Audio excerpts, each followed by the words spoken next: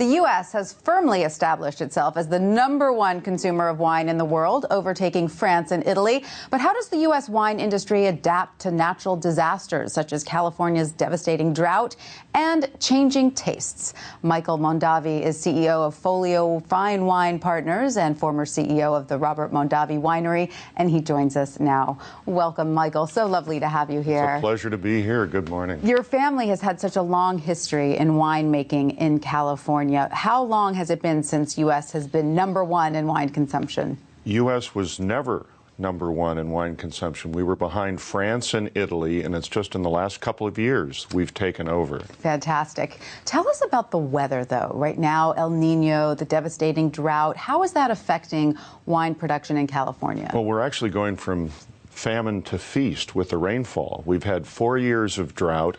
The water tables are dropping, but with drip irrigation, grapevines do not require a lot of water. In fact, if you look at history, grapevines are planted in very arid areas or up in the hills where the row crops needed the more fertile soil. So vines are drought resistant, relatively speaking. We've had smaller crops. The bad news. The good news is the quality's been better. The grapes have been more concentrated, more flavor. So when you taste a Chardonnay or Cabernet, you go, wow, this is yummy. Fantastic. Has it affected, though, the sort of the production? Is California wine production still outpacing Australia? Yes, we're about 1/3 larger than Australia in production. Interesting. And from a pride standpoint, we like to say our wines are also much more enjoyable. So tell us about who is buying wine now and at what price point, because we know the millennials are now a big force. Do they like their wine as much as the baby boomers? The baby boomers are the largest consumers presently, but the millennials are catching up, and we break the millennials into two groups, the older millennial, the younger millennial. The younger millennials, you're going to love this, over 50% of the women, when asked what is their favorite alcoholic beverage, prefer wine.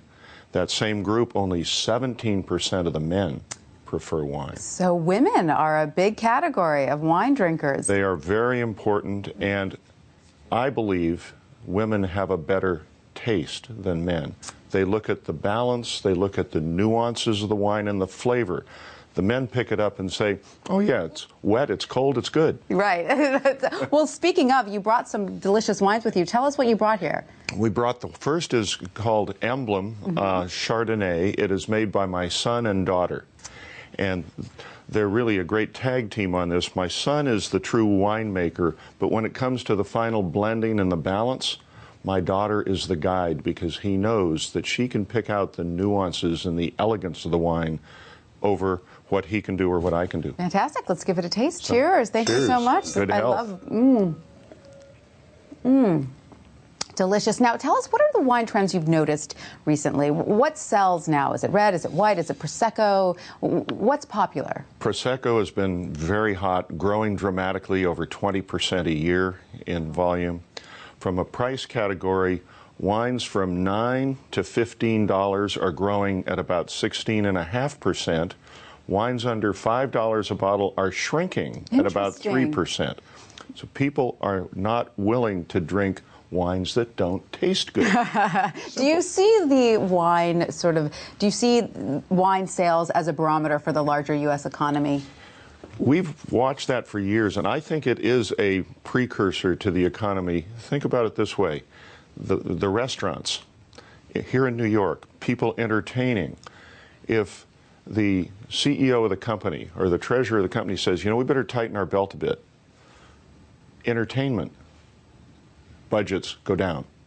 And we watch New York, Chicago, Boston, the restaurant sales, and that gives us a little early warning on what's happening with the economy. Conversely, when the sales pick up, we go, aha, good times are ahead. Good times are ahead. Speaking of, so which is more popular, red or white wine in the U.S.? Well, in the U.S., it's pretty well balanced, and the tiebreaker is rosé. So do you call rosé a white wine, or do you call it a red wine? I don't know.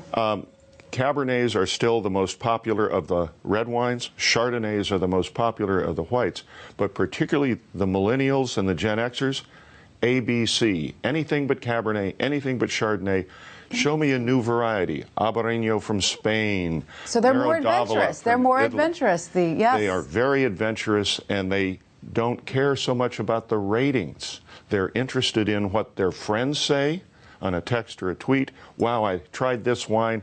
Have you tried Albarino from Spain? It's delicious. I think I'm going to have to try it. What are we trying here now? This is the Animo Cabernet Sauvignon 2011 vintage from our estate vineyard on Atlas Peak in Napa. Lovely. And it is 14% Petit Verdot, which is a wine that gives you a little violet in the aromatics and a liveliness, and the balance is Cabernet Sauvignon. All right, let's give it a taste. Delicious. Lots of flavors in there, very layered. Yes. Michael, thank you so much for coming and seeing us today and bringing these delicious wines. It was a pleasure. Please visit us in Napa. I will. Cheers. Thank you.